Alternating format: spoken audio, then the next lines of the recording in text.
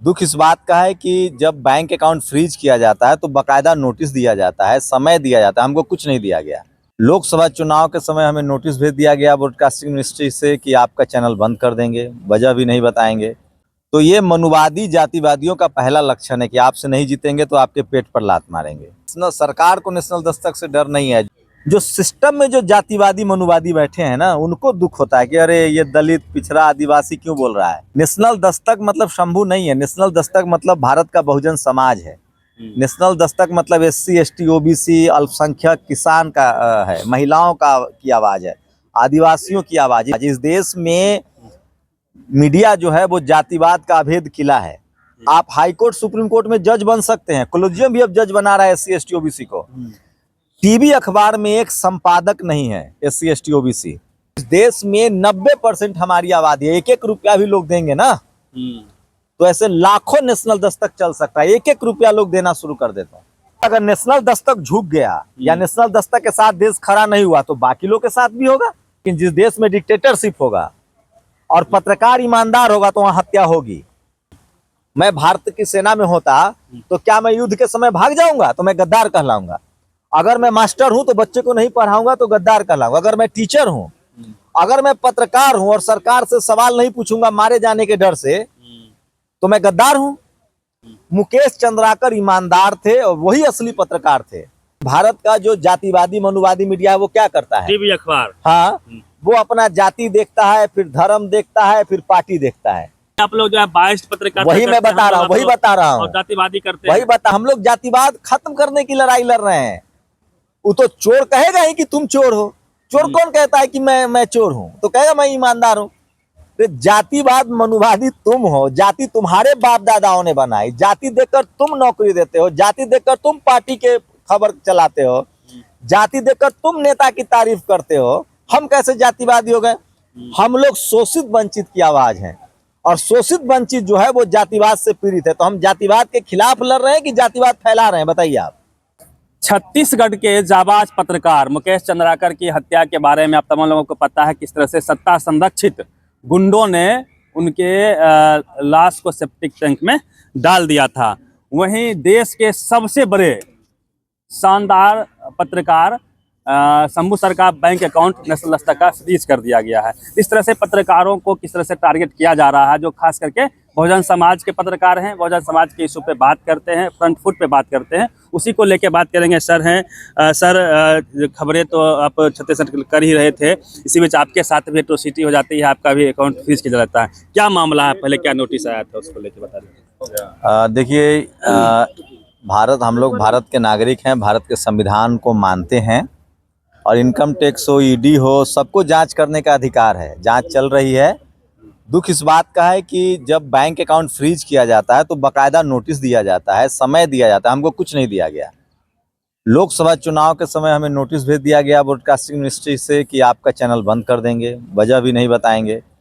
उसके बाद हम लोगों ने जवाब दिया। उसके बाद अब देखिए कि ठीक दिल्ली में चुनाव है और ठीक उसके मतलब हमें न समय दिया गया, न हमें बताया गया और हमारा बैंक अकाउंट जो है वो फ्रीज कर दिया गया। तो ये मनुवादी जातिवादियों का पहला लक्षण है कि आपसे नहीं जीतेंगे तो आपके पेट पर लात मारेंगे। तो इन लोगों की कोशिश है कि चैनल बंद हो जाए, इनको आर्थिक रूप से कमजोर कर दिया जाए, इनका अकाउंट फ्रीज कर दिया जाए ताकि चैनल न चले। नेशनल दस्तक से सरकार को क्या डर है? इतने सारे चैनल है, टीवी अखबार। नेशनल दस्तक को सरकार को नेशनल दस्तक से डर नहीं है। जो सत्ता में जो जातिवादी मनुवादी लोग बैठे हैं ना, चाहे चपरासी हो या चीफ जस्टिस हो, चाहे जुडिशियरी में हो, मीडिया में हो, ब्यूरोक्रेसी में हो, उनके पेट में दर्द उठता है। अच्छा, आप जाते हैं नौकरी करने, SC ST OBC है तो प्रधानमंत्री आके आपको परेशान करते हैं नहीं कि मुख्यमंत्री परेशान करते हैं? जो सिस्टम में जो जातिवादी मनुवादी बैठे हैं ना, उनको दुख होता है कि अरे ये दलित, पिछड़ा, आदिवासी क्यों बोल रहा है। सरकार कुछ नहीं करती है। जो जातिवादी मनुवादी, जो bureaucracy, judiciary, media, sports, cinema में बैठे, जिसके खिलाफ हम लोग बोल रहे हैं, हम लोग जाति जनगणना की बात कर रहे हैं, रिप्रेजेंटेशन की बात कर रहे हैं। सर, आप एक इंटरनेशनल तो प्रधानमंत्री को क्या लेना है? आप एक इंटरनेशनल फेस हैं, आपकी बात लोग संजीदगी से सुनते हैं। आप जिस प्रकार से 10 साल से काम कर रहे हैं, तो क्या मोदी जी के नज़र में है? अरे नहीं, हम कोई नेशनल इंटरनेशनल फेस नहीं है, हम एक मामूली से पत्रकार हैं जो अपना काम ईमानदारी से कर रहे हैं। और भारत में जो डाइवर्सिटी नहीं है मीडिया में, हम उस पर बात कर रहे हैं। अब मोदी जी हमको जानते हैं कि नहीं जानते हैं तो भविष्य की बात है, बुलाएंगे तो पता चल जाएगा कि जानते हैं। सवाल है कि इस तरह की चीजें, मैं कह रहा हूं कि जो सिस्टम में जातिवादी मनुवादी लोग बैठे हैं वो, और ये मोदी जी का नुकसान कर रहे हैं। नेशनल दस्तक मतलब शंभू नहीं है, नेशनल दस्तक मतलब भारत का बहुजन समाज है। नेशनल दस्तक मतलब SC ST OBC अल्पसंख्यक किसान का है, महिलाओं का की आवाज है, आदिवासियों की आवाज। इस देश में मीडिया जो है वो जातिवाद का अभेद किला है। आप हाई कोर्ट सुप्रीम कोर्ट में जज बन सकते हैं, कोलिजियम भी अब जज बना रहा है SC ST OBC को। टीवी अखबार में एक संपादक नहीं है SC ST OBC, Hindu SC ST OBC नहीं है। सोचिए, टीवी में नहीं है, अखबार में नहीं है, संपादक नहीं, कोई मीडिया हाउस नहीं है। वो नेशनल दस्तक ने ब्रेक किया और आज हर शहर में, हर जिले में, हर राज्य में हजारों बहुजन समाज के लोग पत्रकारिता कर रहे हैं। नेशनल दस्तक चूंकि शुरू हुआ तो उसको क्रेडिट मिलता है, तो इससे जातिवादी मनुवादी जो लोग हैं ना, उनको पेट में दर्द होता है। और उनकी ये सब नाजायज कोशिश है जिससे नरेंद्र मोदी जी को राजनीतिक रूप से नुकसान हो सकता है अगर उन्होंने ऐसे मनुवादियों पर नकेल नहीं कसा तो। जैसे सर आपने कहा कि हजारों लोग नेशनल दस्तक को देख के या आप लोग को देख के, आप लोग हम लोग के आइडियल हैं, हम लोगों ने देखा सुना समझा तब जाके माइक उठाया, नहीं तो हिम्मत नहीं थी। पहली पीढ़ी हम लोग पत्रकारिता में है, जैसे तैसे ही कर रहे टूटी फूटी भाषा में, तो आपके साथ ऐसे हो सकता है तो फिर बाकी लोग को थोड़ा सा डर लगेगा। नहीं, आप समूह देखिए, हम नेशनल दस्तक कोई माइलस्टोन नहीं है। माइलस्टोन बाबा साहब थे। बाबा साहब से पहले ज्योतिबा फुले ने अखबारों में लिखना शुरू किया, फिर बाबा साहब ने 4 पत्रिकाएं निकाली, मुकनायक निकाला, बहिष्कृत भारत निकाला, समता निकाला। तो बाबा साहब ने भी, साहू जी महाराज ने उसको फंड भी किया था। तो मीडिया जो है ना, टीवी अखबार चलाने के लिए पैसा चाहिए, और इस देश का कॉर्पोरेट जो है वो तो बहुत, RJD को चंदा मिलता है, समाजवादी पार्टी हो, RJD हो, JDU हो, आपको इन तमाम बहुजन लीडरशिप वाली पार्टियों को चंदा नहीं मिलता। उसी तरह से बहुजन समाज के पत्रकारों को भी चंदा नहीं मिलता है। ये तो यूट्यूब सोशल मीडिया जो कि इंटरनेशनल कंपनी है, तो ये थोड़ा इसमें जो उसका रेवेन्यू सिस्टम है उस वजह से ये संभव हो पा रहा है। सवाल है कि ये जैसे ही SC ST OBC के लोग, अल्पसंख्यक समाज के लोग इन तमाम चैनलों को करोड़ों में सब्सक्राइब करेंगे और मनुवादी मीडिया, जातिवादी मीडिया को विरोध करेंगे, उनको देखना बंद करेंगे, तो और सोशल मीडिया मजबूत होगा। इसलिए घबराने की जरूरत नहीं है। समाज अगर आपके साथ है तो इस देश में 90% हमारी आबादी है। 1-1 रुपया भी लोग देंगे ना, तो ऐसे लाखों नेशनल दस्तक चल सकता है। 1-1 रुपया लोग देना शुरू कर देते हैं। तो चिंता नहीं करनी है, ये लड़ाई है, संघर्ष है, ये जातिवादी मनुवादियों की पहचान है। पहले आपको डराएंगे, फिर इग्नोर करेंगे, फिर धमकाएंगे, फिर आपके पेट पर लात मारेंगे। तो इसे घबराने की जरूरत नहीं है। आगे इसे क्या करेंगे सर? बंद करने का भी नोटिस आया है, क्या है? थोड़ा सा टेक्निकल चीजें बताइए। नहीं, को बंद करने का नोटिस आया था, हम लोगों ने जवाब दिया, उसके बाद उस पर कोई कार्रवाई नहीं हुई है। अब अकाउंट फ्रीज किया गया है, समाज साथ है। क्या आरोप क्या है आपके ऊपर? कोई नहीं, हम लोग कोई बेईमान नहीं कि भाग जाएंगे। वी विल फेस, हम उसको फेस करेंगे। और आरोप कुछ नहीं, उनका कहना है कि पैसे का, इनकम टैक्स की जांच होता है, मतलब आपने पैसे की गड़बड़ी की होगी। तो इस देश में मैं पहला आदमी थोड़ी हूँ। मायावती जी पर आरोप लगा, मुलायम सिंह यादव पर आरोप लगा, लालू यादव जी को तो जेल में। इस देश का सारा बहुजन नेता भ्रष्ट हो जाता था जब टीवी अखबार था। तो मनुवादी का, आप मनुस्मृति पढ़े हैं, मनुवाद का पहला काम क्या है? अगर तुम शूद्र हो, अति शूद्र और अछूत हो, तो संपत्ति का अधिकार नहीं है, व्यापार का अधिकार नहीं है, तुमको हमारी नौकरी करनी है, हमारी कारगुजारी करनी है। तो ये तो मनुवाद का पहला लक्षण है कि आपके पास संपत्ति नहीं होनी चाहिए।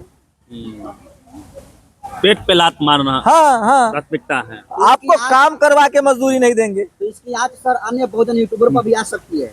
क्या एक शुरुआत है या फिर क्या लग रहा है? बिल्कुल, अगर नेशनल दस्तक झुक गया या नेशनल दस्तक के साथ देश खड़ा नहीं हुआ तो बाकी लोग के साथ भी होगा। अभी हाल में एक पत्रकार मुकेश चंद्राकर, जाबाज पत्रकार थे, मैंने इंट्रो में उनका नाम लिया, उनकी भी हत्या कर दी गई बेरहमी से। उसको लेके कैसे देखते हैं? पत्रकार अधिक असुरक्षित देखिए, नहीं, देखिए, जिस देश में डेमोक्रेसी होगी वहां पत्रकारों की हत्या नहीं होगी, लेकिन जिस देश में डिक्टेटरशिप होगा और पत्रकार ईमानदार होगा तो वहां हत्या होगी। मुकेश चंद्राकर को इसलिए याद, देखिए पत्रकार मारे जाते हैं, कॉन्फ्लिक्ट जोन में भी मारे जाते हैं। मैं सेना की नौकरी करता, मैं भारत की सेना में होता तो क्या मैं युद्ध के समय भाग जाऊंगा तो मैं गद्दार कहलाऊंगा। अगर मैं मास्टर हूं तो बच्चे को नहीं पढ़ाऊंगा तो गद्दार कहलाऊंगा। अगर मैं टीचर हूं, अगर मैं पत्रकार हूं और सरकार से सवाल नहीं पूछूंगा मारे जाने के डर से तो मैं गद्दार हूं। अगर मैं जाति की वजह से, धर्म की वजह से सवाल नहीं पूछूंगा तो गद्दार हूं। मुकेश चंद्राकर ईमानदार थे और वही असली पत्रकार थे। इस देश में पत्रकारिता ईमानदार हुई है पिछले 10 साल में, जब बहुजन समाज के लोग पत्रकारिता में आए हैं। न तो इस देश की मनुवादी मीडिया कभी ईमानदार नहीं रही है। मुकेश चंद्राकर सोचिए, वो उनके रिश्तेदार थे जो आरोपी हैं, हत्या के आरोपी हैं, उनके रिश्तेदार थे, उनकी जाति के थे, उनके धर्म के थे। उसके बाद भी उन्होंने सवाल पूछा और मुद्दे को उठाया। लेकिन भारत का जो जातिवादी मनुवादी मीडिया है वो क्या करता है? टीवी अखबार, हाँ, वो अपना जाति देखता है, फिर धर्म देखता है, फिर पार्टी देखता है। तो पत्रकार अगर आप हैं तो ना आप जाति देखेंगे ना धर्म देखेंगे, आप न्याय के साथ खड़े रहेंगे। हम लोग तो उल्टे आप लोग पे मना जाता है कि आप लोग जो है बाइस्ड पत्रकार, वही मैं बता रहा हूँ, वही बता रहा हूँ, और जातिवादी करते हैं, वही बता रहा हूँ। बिहार यूपी में कहते हैं, दिल्ली में जो जातिवादी मनुवादी पत्रकार हैं कि बिहार यूपी में जाति पर राजनीति होती है। जी नहीं, यहाँ जातिवाद के खिलाफ राजनीति होती है। यहाँ कोई दलित सीएम बन चुका है, यहाँ कोई पिछड़ा जननायक सीएम बन चुके हैं। यहाँ बिहार यूपी में जातिवाद के खिलाफ लड़ाई है। हम लोग जातिवाद खत्म करने की लड़ाई लड़ रहे हैं। वो तो चोर कहेगा ही कि तुम चोर हो। चोर कौन कहता है कि मैं चोर हूं? तो कहेगा मैं ईमानदार हूं। तो जातिवाद मनुवादी तुम हो, जाति तुम्हारे बाप दादाओं ने बनाई, जाति देखकर तुम नौकरी देते हो, जाति देखकर तुम पार्टी के खबर चलाते हो, जाति देखकर तुम नेता की तारीफ करते हो। हम कैसे जातिवादी हो गए? हम लोग शोषित वंचित की आवाज हैं, और शोषित वंचित जो है वो जातिवाद से पीड़ित है। तो हम जातिवाद के खिलाफ लड़ रहे हैं कि जातिवाद फैला रहे हैं? बताइए आप। अच्छा, एक सवाल सर, कुंभ को लेके है। आप लगातार खबरें चला रहे हैं कि 5,000 करोड़ का वहाँ पे फंडिंग हुआ है उस मेले के लिए। उतने में कितना यूनिवर्सिटी खुल जाता है, कितने स्कूल कॉलेज खुल जाते हैं। चंद्रशेखर आजाद ने तो यहाँ तक कहा है कि जो पापी हैं वो पाप धोने जाएं, हम तो पापी नहीं है। उनके ऊपर सुपारी निकल जाती है कि गला काटने पर करोड़ों का इनाम। देखिए, भारत का संविधान सबको आस्था का अधिकार देता है। किसको कुंभ में नहाना है, किसको हरिद्वार जाना है, वो उनका मसला है। सवाल एक जो सबसे बड़ा मसला है कि नौकरी का निजीकरण हो रहा है। बिल्कुल। सरकार क्या कर रही है? हमको उससे आपत्ति है। सरकार का काम था नौकरी देना, उद्योग पर लगाना, कानून ठीक करना। सरकार नौकरियों का निजीकरण हो रहा है, उद्योग का निजीकरण हो रहा है, और धर्म का राष्ट्रीयकरण हो रहा है। तो मुझे लगता है कि सरकार को स्कूल अस्पताल पर ध्यान देना चाहिए। बाकी जिसकी जहां आस्था है वो जाएं, लेकिन यूपी में कोई ये सरकार नहीं कर रही है, ये बहुजन सरकार भी करती रही है। तो मुझे लगता है कि भारत का संविधान सबको धर्म की आज़ादी देता है। आप किसी भी धर्म को मानते हो, आपके धर्म सुरक्षित हो, जिनको जाना है वहाँ जाएं, वो करें। लेकिन सवाल है कि जो लोग वहाँ जा रहे हैं उनको अपने रोजी रोटी पर भी सोचना चाहिए, और हम लोग रोजी रोटी वाले पत्रकारिता करें। हम लोग किसी धर्म के खिलाफ नहीं है। का रीच कम कर दिया गया क्या? हाँ, आपके पेज का रीच या फिर बहुजन पत्रकार जो भी चैनल्स हैं, अरे सब साम दाम दंड सब होगा, इससे लड़ते रहिए। जो लड़ेगा वही जीतेगा, घबराने की जरूरत नहीं। और पत्रकारिता में आए हैं, आप बताइए, आप मैंने कहा ना, आप सेना की नौकरी करते हैं तो युद्ध के समय भाग जाएंगे। आप पत्रकार हैं तो तमाम तकलीफें आपको उठानी पड़ेंगी। आपको क्या लगता है रेड कार्पेट बिछा दिया जाए आप लोगों के लिए? तब आप पत्रकार नहीं है, दलाल है। सरकार आपको परेशान नहीं कर रही है, सिस्टम आपको परेशान नहीं कर, इसका मतलब आप पत्रकार नहीं है। ये शंभू सर की पहचान है। इतनी परेशानी के बावजूद भी कह रहे हैं कि हम पीछे नहीं हटेंगे। ये दम है इनका, और दम है कितने दमन में तेरे देख लिया है देखेंगे। इसी रास्ते पे चल रहे हैं। पूरी बातचीत पे आप प्रतिनिधि रवि मेहता, पब्लिक पिलर।